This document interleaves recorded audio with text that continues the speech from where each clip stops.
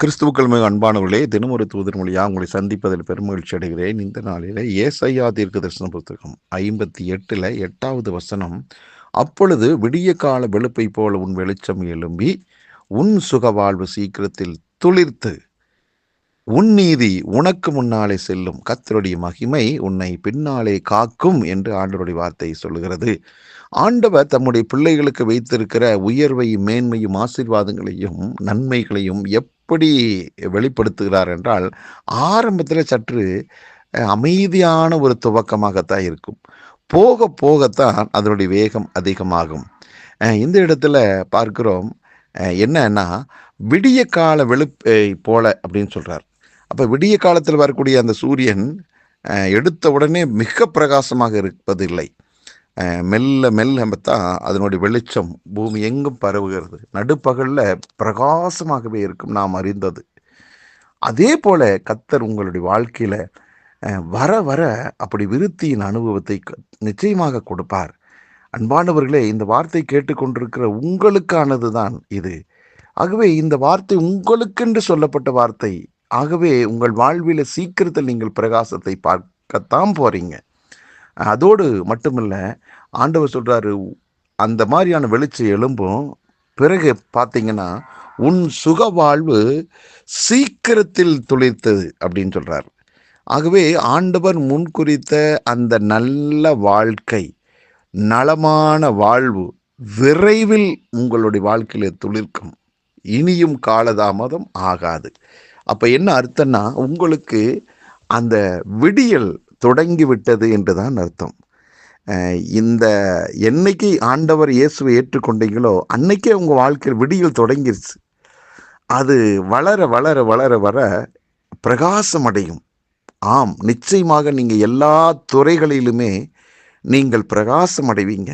இன்னைக்கு ஆண்டவர் சொல்கிற அழுத்தம் திருத்தமான வார்த்தை என்னென்னா, உங்களுக்கான சுக வாழ்வு சீக்கிரத்தில் துளிர்ப்பதை பார்ப்பீர்கள். உங்களுடைய ஆரோக்கியத்தில், உங்களுடைய பொருளாதாரத்தில், உங்கள் ஆவிக்குரிய வாழ்க்கையில், இப்படி எல்லா விதத்திலுமே அந்த சீக்கிரம் அப்படிங்கிற அந்த வார்த்தை உங்களுடைய வாழ்க்கையில் பயன்படுகிறது. அதை நீங்கள் அனுபவிப்பீர்கள். ஆகவே சோர்ந்து போகாமல், எனக்கு சுக வாழ்வு சீக்கிரத்தில் என்று அறிக்கையிட்டுட்டே இருங்களேன். ஆம், ஏன்னா அதுதான் உரிமை. ஆண்டவர் வாக்கு பண்ணியிருக்கிறார், உன் சுக வாழ்வு என்று. ஆகவே உங்களுக்குன்னு வச்சிருக்கிற அந்த சுக வாழ்வை சீக்கிரத்தில் துளிர்க்கிறதை உங்கள் கண்கள் காணணும். அதுக்காக விசுவாசத்தோடு அறிக்கை செஞ்சுட்டே இருங்க. சீக்கிரத்தில் உங்களுக்கு அந்த சுக வாழ்வை நீங்கள் அனுபவிப்பீங்க. மட்டுமல்ல, அந்த இடத்துல கர்த்தருடைய மகிமை உங்களை பின்னால் காத்துக்கிட்டே இருக்குமா, பின்னால் வந்துக்கிட்டே இருக்கும். ஆகவே நன்மையை கிருபை உங்களை பின் தொடர்ந்துக்கிட்டே இருக்குமா.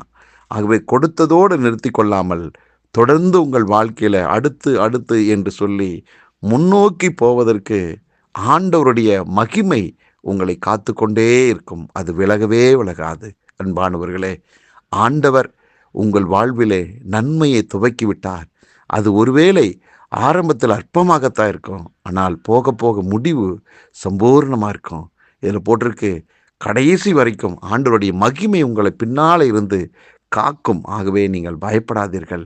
உங்களுடைய வளர்ச்சியை கண்டு சத்துரு எத்தனை விதத்தில் பல்வேறு விதமான திட்டங்களை போட்டாலும், சீர்குலைக்க நினைச்சாலும், அது ஒரு நாள் நிலை வராது. அவனால் ஜெயிக்க முடியாது. ஏனென்றால் கர்த்தரின் மகிமை உங்களின் பின்னால் இருப்பதால் அது காக்கும். பிசாசனுடைய திட்டங்கள் அழியும்.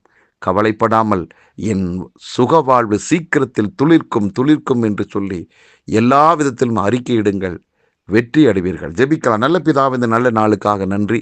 எங்கள் வாழ்விலே ஆண்டவரே, நீர் துவக்கின காரியங்கள் சீக்கிரத்தில் ஆண்டவரே துளிர்க்க வைக்க போகிற தெய்வக்காக நன்றி அப்பா. அதோடு மட்டுமல்லாமல் எங்கள் வாழ்விலே நாங்கள் வர வர உயர உயர உங்கள் மகிமையும் எங்களை பின்னாலே இருந்து காப்பதற்காக நன்றி. எத்தனை போட்டிகள் பொறாமைகள் வந்தாலும் ஒன்றிலும் நாங்கள் வீழ்ந்து போகாதபடிக்கு உம்முடைய மகிமை எங்களை தொடர்ந்து காப்பதற்காக நன்றி. எல்லாரையும் வாழ்த்துகிறேன், ஆசீர்வதிக்கிறேன். இயேசு கிறிஸ்துவின் நாமத்தில் ஜெபிக்கிற நல்ல பிதாவே, ஆமென்.